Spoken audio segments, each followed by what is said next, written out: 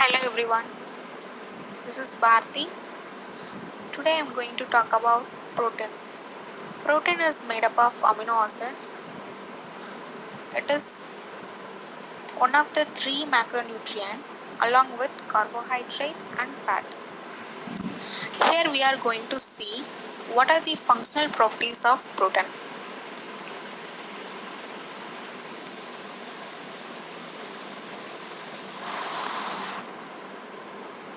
In this slide, first I given amino acids. I have told you protein is made up of amino acids.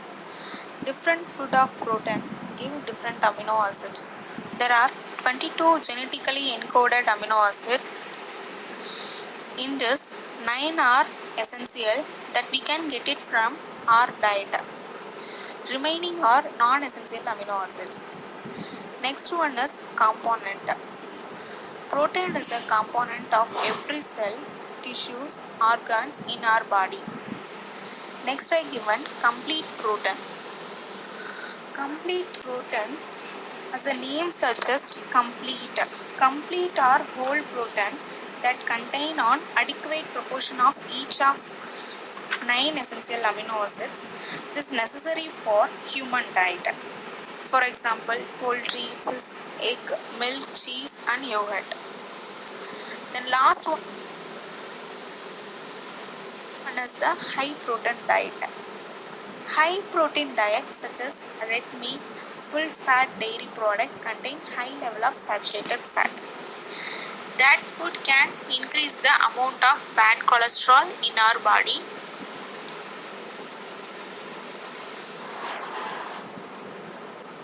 That cause heart disease.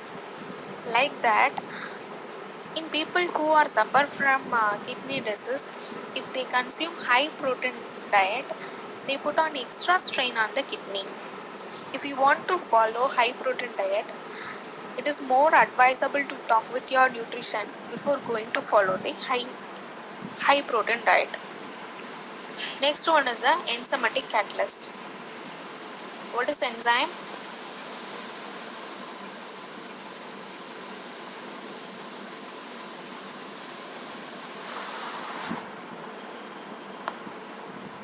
Enzyme is a catalyst. Most of the enzyme are protein. Here I given two example. First one without enzyme. Second one is given with enzyme. If there is a no enzyme, the reaction will be slow. But substrate can be converted as product, but the reaction will be slow. Second one, I given the enzyme. There the reaction will be speed.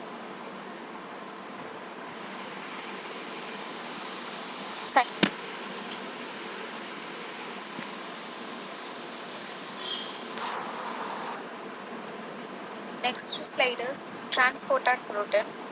So transported protein are vital to the growth and the life of all living things. So certain protein act as a carrier of molecules. So it can be helps to move lower concentration to higher concentration, then higher concentration to lower concentration. Here I given the one image. In this you can see the molecules are moving from lower concentration to higher concentration, then higher concentration to lower concentration. Like that, erythrocytes or RBC carry the oxygens. This is the transporter protein.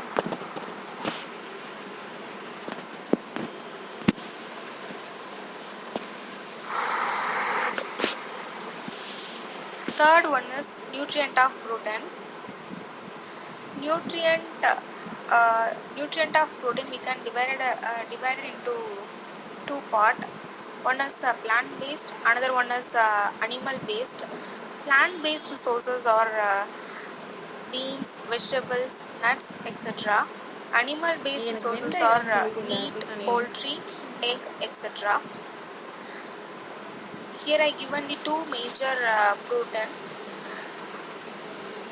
Major protein of egg is ovalbumin. Then major protein of milk is casein. The next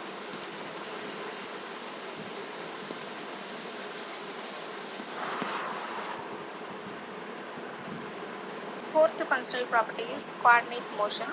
We all know that muscle has a main component of protein, while movement motion in that some protein is involved.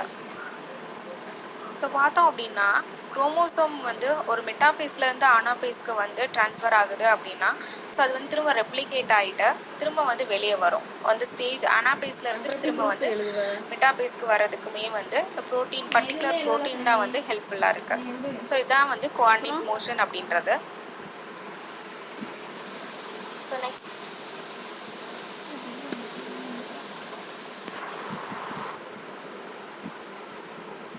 then fifth functional property is mechanical function. Skin and bone, they have the high tensile strength. The protein is collagen. That protein gives the mechanical support. Immune production. The next is the immune production.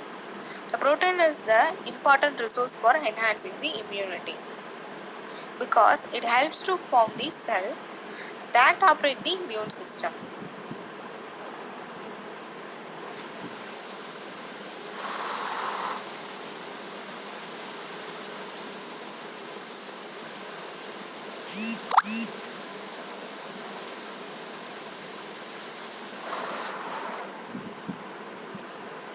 Then last two functional properties, gene expression and control the growth of differentiations.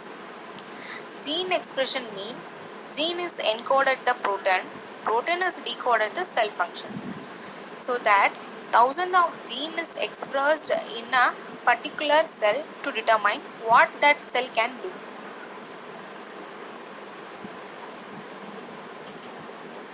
Under the controlled growth and differentiation should be in orderly manner.